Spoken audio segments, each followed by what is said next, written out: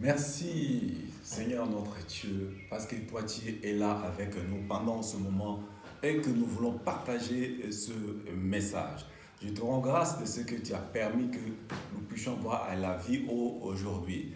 Mon frère, ma soeur, c'est une grâce pour toi et moi de voir la journée d'aujourd'hui, de se réveiller parce que c'est Dieu qui l'a permis. Beaucoup d'entre nous, ils viennent de nous quitter et maintenant ils ont vendu là, mais nous n'avons rien payé. Mais Dieu permet qu'aujourd'hui nous puissions vivre et pour écouter cette parole. Béni soit le nom de l'Éternel et notre Dieu. Ainsi, mon frère, ma soeur, échappe-le bien que maintenant, le message que nous allons entendre, le message que nous allons écouter, toi et moi, je me suis mis là dedans. Je ne m'écarte pas. Parce que je suis un homme que Dieu a créé, tu es une personne que Dieu a créée, je me mets dedans dans cette parole que nous allons écouter. Et aujourd'hui, là, le message, là, ce n'est pas un message gentil. Peut-être tu pourras m'en vouloir, mais comme je t'ai dit que je me mets dedans dans cette parole, je le répète très bien, et ce n'est pas un message qui peut-être qui peut te plaire ou qui peut me plaire. Ce n'est pas un message très gentil. Mais toute parole de Dieu, on doit le prêcher, on doit, comment dirais-je, et parler de la part de Dieu. Ce n'est pas prendre cela et prendre ceci parce que cela, ça me plaît. Ah, ça ne me plaît pas, ça c'est dur, c'est pas bon. Et Dieu fait ce qu'il veut dans sa parole. Et c'est ainsi, range-toi bien, prépare ton cœur, le peu que tu vas entendre, le peu que moi je veux entendre, parce que la parole de Dieu me ramène dans la bonne voie. La parole de Dieu me corrige. La parole de Dieu t'instruit et m'instruit moi-même aussi. Maintenant, parce que nous vivons dans les derniers temps. Les temps sont très mauvais, les temps sont très durs. Parce qu'un jour, toi et moi, nous allons comparer devant le tribunal du Seigneur. Et chacun pourra rendre des comptes devant ce Dieu-là, le Créateur, et que nous disons, qui est déjà parti là-bas pour venir nous parler sérieusement. Mon frère, il y a un tribunal dans le lieu céleste. Toi et moi, nous allons comparer devant le Seigneur et notre Dieu. Ce sont tes œuvres, ce sont mes œuvres qui vont soit me justifier devant Dieu ou bien me faire tomber. Ce n'est pas Dieu, mais c'est ce que nous faisons à l'heure actuelle maintenant. C'est ce qui va nous, comment dire, juger devant l'Éternel et notre Dieu. Dieu te regardera et dit, bon voilà, qui est arrivé, oh tel monsieur, oh tel demoiselle, Gabriel ou bien Michael, allez, mettez-moi le film de la personne qui est arrivée maintenant. Et maintenant, Dieu s'assoit, il te dira, regarde toi-même, pendant que tu étais là-bas chez vous, qu'est-ce que tu disais et qu'est-ce que je faisais. Mais j'ai parlé de plusieurs façons. C'est ainsi, et sans plus tarder, nous allons rentrer dans la parole de Dieu, dans le livre de Ésaïe chapitre 1, au verset 15 jusqu'à 20. La Bible dit quoi? Quand vous étendez vos mains, je détourne de vous mes yeux. Quand vous multipliez les prières, je n'écoute pas. Vos mains sont pleines de sang. Lavez-vous, purifiez-vous, ôtez de devant mes yeux la méchanceté de vos actions. Cessez de faire le mal. Apprenez à faire le bien. Recherchez la justice. Protégez l'opprimé. Faites droit à l'orphelin. Défendez la veuve. Venez et plaidons, dit l'Éternel. Si vos péchés sont comme le cramoisi, ils deviendront blancs comme la neige. Et s'ils sont rouges et comme la pourpre, ils deviendront comme la laine. Si vous avez de la bonne volonté et si vous êtes docile, vous mangerez les mêmes productions du pays. Mais si vous résistez et si vous êtes rebelle, vous serez dévorés par le glaive, car la bouche de l'Éternel a parlé. Voilà maintenant ce que nous avons entendu. Et tu as entendu la parole que je viens de lire maintenant. Mon frère, ma soeur, Dieu t'aime tel que tu es, Dieu m'aime tel que je suis. Mais maintenant, Dieu nous parle maintenant. Il dit quoi dans ce que tu viens d'entendre? Il dit, quand vous étendez vos mains, je détourne de vous mes yeux. Quand vous multipliez les prières, je n'écoute pas. Vos mains sont pleines de sang. Il dit, lavez-vous, purifiez-vous, ôtez de devant mes yeux la méchanceté de vos actions. Cessez de faire le mal, apprenez à faire le bien, recherchez la justice, protégez l'opprimé, faites droit à l'orphelin, défendez la veuve. Venez et plaidons, dit l'Éternel. Si vos péchés sont comme le cramoisi, ils deviendront blancs comme la neige. S'ils sont rouges comme le pourpre, ils deviendront comme la laine. Et si vous avez de la bonne volonté et si vous êtes docile, vous mangerez les meilleures productions du pays. Mais si vous résistez et si vous êtes rebelle, vous serez dévorés par le glaive, car la bouche de l'Éternel a parlé. Donc Dieu me dit, Dieu te dit, comme tu es là, comme tu entends, comme tu m'écoutes, il dit, quand vous étendez vos mains vers moi, je ne regarde pas, je détourne de vous mes yeux. Quand vous mutilez les prières, je n'écoute même pas. Pourquoi Dieu dit, quand vous étendez vos mains, je ne regarde pas, je détourne vous mes yeux. Et quand vous mettez les prières, je n'écoute même pas. Pourquoi? À cause de quoi? Le titre de ce message maintenant, les conséquences du péché. Donc Dieu nous parle de péché. Parce que Dieu voit que maintenant, les hommes continuent à pécher, à pécher, à pécher. Donc le péché est devenu comme du gâteau. Le péché est devenu comme le fromage. Le péché est devenu comme du chocolat. Nous péchons comme nous respirons. Mais c'est ce que Dieu ne veut pas. Il dit, quand vous étendez vos mains, il dit, je ne regarde pas, je détourne de vous mes yeux. Pourquoi il voit que l'homme continue à pécher? Pourquoi Dieu dit dans le livre de Genèse, chapitre 6, verset 6 à 7, Dieu dit, je me répands d'avoir créé l'homme sur la terre. Donc Dieu a regretté, Dieu regrette de ce qu'il t'a créé et de ce qu'il m'a créé. Parce que l'homme a commencé à désobéir depuis longtemps. Et jusqu'aujourd'hui, l'homme continue à pécher. Mais lorsqu'il y a des situations qui arrivent, tout le monde amène Dieu en jugement. Mais Dieu voit, il est le tout-puissant, et pourquoi il n'arrête pas ceci, et pourquoi il ne fait pas ça? On dit gna gna gna gna gna. Donc Dieu au banc des accusés. Par qui? Par les hommes qu'il a créés. Or, le fautif, c'est toi et moi, parce que nous péchons comme nous voulons. Nous péchons comme nous respirons.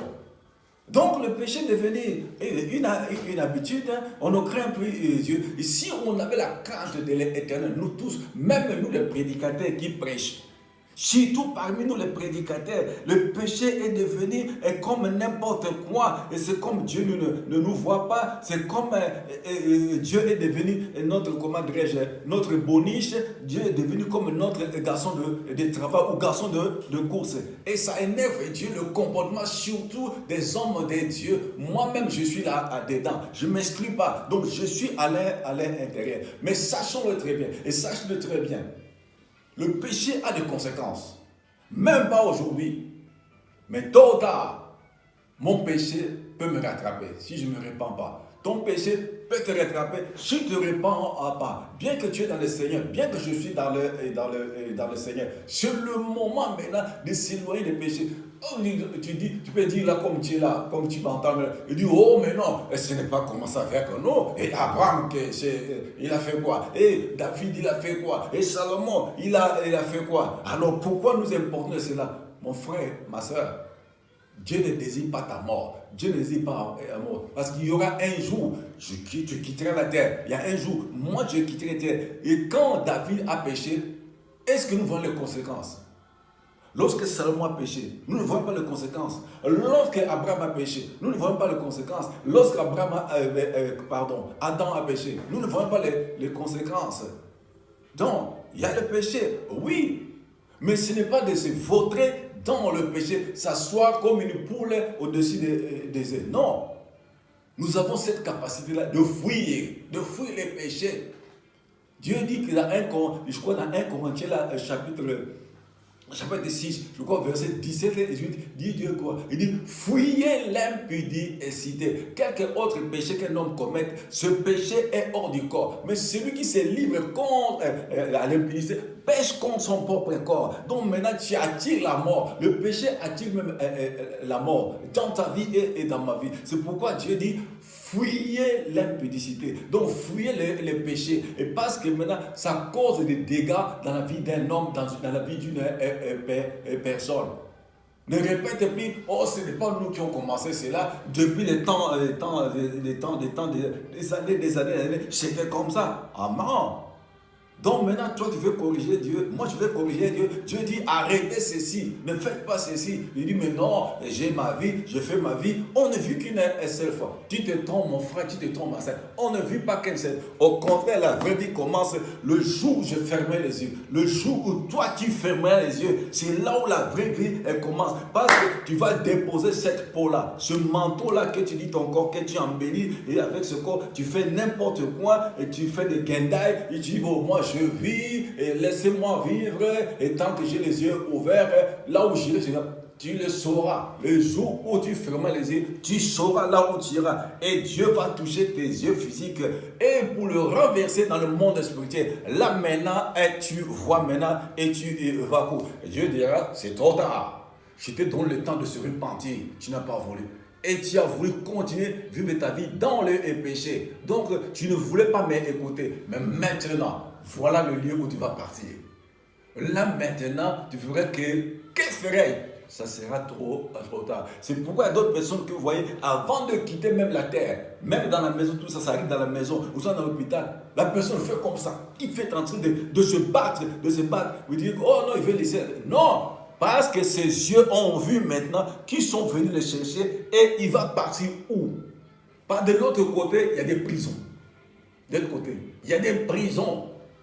Il y a des prisons, c'est la vérité. Mon frère, je ne peux pas te raconter des blabla. Je ne peux pas dire des choses pour te faire satisfaire. Non, de l'autre côté, il y a des prisons. Si tu continues à vivre dans le péché, le jour de ton départ, ici là, tu t'appartiens, il y aura une plaque de la porte qui t'attend là-bas.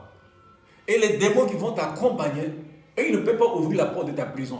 Mais cette plaque-là, avec ton numéro sur la poitrine, et qui va frapper avec le numéro de ta porte et puis s'ouvre. Les démons, ils vont rentrer. Mais Dieu ne veut pas que tu ailles là-bas. C'est pourquoi il dit, fuyez les péchés, fuyez les impudicités. Je dis, qu'un autre péché que l'on commet, ce péché est en dehors de son corps. Mais celui qui se livre pêche contre son propre. Donc, tu nuis à ton âme. Je nuis à mon âme moi-même. Pourquoi Dieu dit, dans 1 Corinthiens 3, il dit, ne savez-vous pas que vous êtes le temple du Saint-Esprit et que mon esprit habite en vous? Il dit, celui qui détruit mon temple, moi Dieu, je le détruirai. Et quand Dieu veut agir, qui va lui poser la question? Mon frère, je t'exhorte, ma soeur, avec compassion. Même moi-même, je me contrôle. Ce n'est pas que j'ai atteint la perfection, mais je cours vers la perfection. Je ne l'ai même pas encore saisi, mais je fais un effort de courir là-bas, non pas regarder en arrière. Il y a des choses que tu as abandonnées, mais aujourd'hui tu les as repris. Donc tu fais comme un chien, une chienne qui a vomi et qui repart dans manger ce qu'il a vomi. Mon frère, ma soeur, il ne faut pas m'en vouloir. Pendant que je parle, moi-même je regarde. Comment je me comporte pendant ces quelques années qui me restent à vivre dans ce monde. Est-ce que j'essaie de plaire à Dieu ou je continue à être vautré dans la boue? Dieu m'a fait grâce, Dieu t'a fait grâce. Il est venu te prendre dans la boue du péché. Il a ramené vers lui. Mais pourquoi je regarde encore en arrière? Pourquoi tu regardes encore en arrière? Regardons ce qui est arrivé à la femme de Lot. Dieu les a dit, je vous fais sortir dans cette ville. Mais quelle personne d'entre vous ne regarde en arrière? Ils ont tous entendu, ils ont tous écouté. Mais la femme, à cause de la convoitise de ce sol, et qu'il a laissé à Sodome et Gomorrhe. Et quand il est rentré à regarder en arrière, pouf, elle est restée une statue de sel. Mon frère, ma soeur, ne deviens pas une statue de sel. Dieu a besoin de toi. Dieu a besoin de moi. Mais il nous demande de fuir les péchés. Il nous voit quelles sont les conséquences du péché. Le péché peut t'amener où? Je peux dire énumérer quelques-uns seulement. Numéro 1. Le péché souille l'homme. Le péché va te souiller. Le péché va te faire n'importe quoi. Deuxièmement, le péché éloigne l'homme de Dieu. Tu commences à avoir de contact et toi-même tu vas commencer à avoir peur. Ah, je fais ceci. Est-ce que Dieu va m'écouter? Non. Maintenant, tu commences à t'éloigner de Dieu. Pourquoi? Tu continues à vivre dans le péché. Et troisièmement, le péché peut t'amener à la culpabilité. Tu vas commencer à te culpabiliser parce que toi-même tu vois que ce que tu fais ne plaît pas à Dieu. Ce que tu fais ne plaît pas à ton entourage. Pourquoi? Tu demeures dans le péché de ce chose-là. Et l'autre qui suit là, le péché met l'homme dans l'insécurité. Ça te met dans l'insécurité le péché. Quand tu paies, toi-même tu vois que tu fais des choses, ah non, il y a ceci, il y a ceci. Donc tu n'es plus stable et tu commences maintenant à marcher soit dans la peur. Pourquoi tu continues à vivre dans le péché? Et donc le péché peut briser certaines relations. Le péché que tu vois là. Pourquoi? Je peux donner un exemple. Tu avais de bonnes relations avec telle personne, tu avais des relations avec telle sœur, ou bien avec tel frère, ou bien avec telle une personne. Mais les jours, l'homme entend que toi, mon frère, tu es parti coucher avec sa femme, ou bien ta collègue, et tu es sorti un jour, ma sœur, avec son mari. Regarde, votre relation sera refroidie. Ça peut même se casser. Pourquoi? Tu as commis telle chose et qui a déplu à ton frère et qui a déplu soit à ta soeur. Et si le péché aveugle les yeux, quand toi tu vois que c'est normal, mais pourquoi? Le diable va t'aveugler parce que tu commets ce que tu as à lui. Il va t'aveugler. Le péché appelle un autre péché. Le péché endurcit le cœur. Le péché attire la colère de Dieu dans notre vie. Voilà quelques énumérations que je viens de dire. Mais tu en as entendu. Le péché éloigne l'homme de Dieu. Le péché te fait essuyer. Le péché peut briser certaines relations. Le péché fait commencer à faire vivre dans les sécurités. Le péché appelle un autre. Le péché peut endurcir ton cœur. Et tu verras que ce que tu fais. Oh, ce n'est pas bon. Mon frère, ma soeur, mon grand frère, mon petit frère, ma grande soeur, ma petite soeur, tu en as entendu. Il y a le tribunal qui nous entend. Le tribunal t'attend, le tribunal m'attend. Mon frère, ma soeur, fais un effort de fuir ce que tu fais qui n'est pas à la gloire de Dieu. Si toi tu n'arrives pas à dire Seigneur Saint-Esprit, de moi-même je ne peux pas. Voilà, je fais ceci, je fais ceci, je fais ceci. Je sais que ce n'est pas bien, mais de moi-même je n'arrive pas. J'implore Seigneur ton concours, ton assistance. Fais-moi sortir dans cet état. Dieu verra ta volonté. Ce que tu veux faire. Il dit, ah, ma fille, mon fils n'arrive pas à cela. Il m'a demandé, elle m'a demandé, je dois intervenir dans ce cas-là. Parce que leur ligue n'est pas dans la chaîne de la sang, mais contre les dominations des autorités, les princes et mondes des ténèbres. Donc appelle Jésus-Christ, réveille Jésus dans cet état. Parce que la vie que tu mènes là n'est pas bonne. Et arrête et détourne-toi de toutes ces mauvaises. Et si par exemple, la mort te surprenait dans un flat, mon frère, si la mort te surprenait dans un flat, ma soeur, mais tu vas dire quoi? Après demain, on amène le corps à l'église, on commence à chanter, Dieu t'a choisi, que tu travailles pour lui. Dieu t'a choisi dans quoi? Tu es mort. Et tu es morte dans un flat avec un mari d'autrui. Et tu es mort dans un flat avec la femme d'autrui. Et Dieu va te choisir en quoi? Toi-même, tu as choisi le chemin. C'est quoi? Le séjour des morts. Même au dernier jour. Mais Dieu ne veut pas que tu ailles dans le séjour des morts. Dieu ne veut pas que j'aille dans le séjour des morts. Tu as entendu, mon frère. Tu as entendu, ma sœur. C'est à toi et moi de choisir.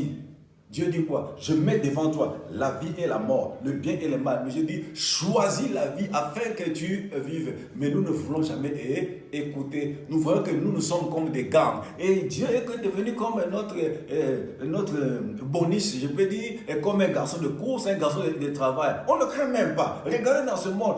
Toi et moi, nous craignons le coronavirus.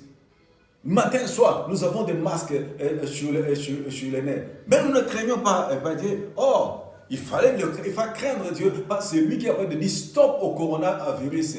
Mais maintenant, on ne craint pas Dieu. Si je craignais Dieu, pourquoi tu continues à voler?